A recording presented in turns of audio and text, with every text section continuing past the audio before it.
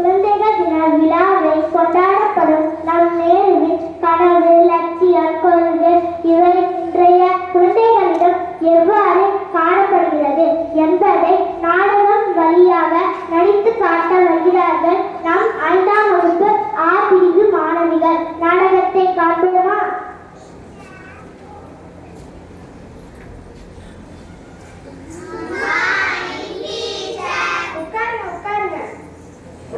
குழந்தைகளே, இன்னைக்கு நவம்பர் 14 நம் குழந்தைகளுக்கு அர்ப்பணிக்கப்பட்ட சிறப்பான நாள். குழந்தைகள் தினம். இந்த நாளை தொடங்கியவர் யார் தெரியுமா?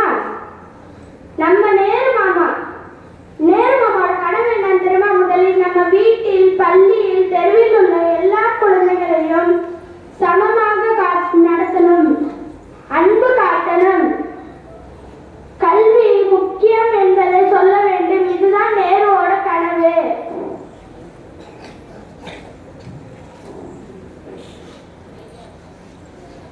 நேரு மாமா யாருன்னு ஏன் அவரை குழந்தைகள் நேசிக்கிறார்கள்? அந்த கேள்விக்கான பதில் இதோ. நான் தான் நேரு மாமா. குழந்தைகளை, நான் குழந்தைகளை காணும்போது என் இதயம் மலர்கிறது. நான் எப்போதும் சொல்வேன், இன்றைய குழந்தைகளே நாளைய தேசம்.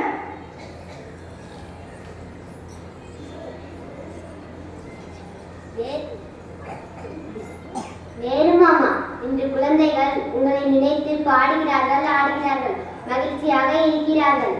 அதுதான் என் கனவு. நீங்கள் மகிழ்ச்சியாக, ஆரோக்கியமாக, அறிவுடன் வளர வேண்டும். ஆனால் இன்று குழந்தைகள் என்ன செய்கிறார்கள்?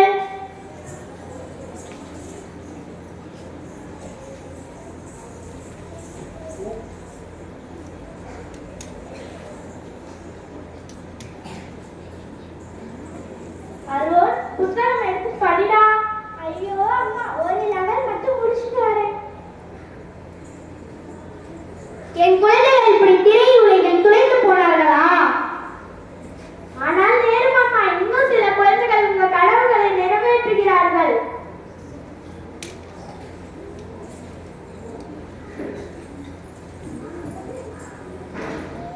ஐயோ, இதை படிக்கிறதுலையே நான் வேற டீச்சர் கேட்பாங்களே.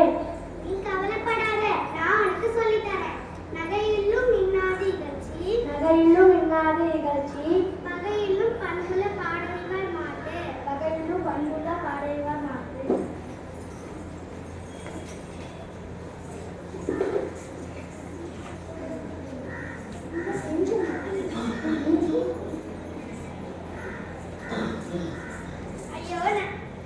ஐயோ நண்பர்களே, ஏன் சண்டை போட்டுக்கிறீங்க? நம்மள ஒண்ணா விளையாடலாம்.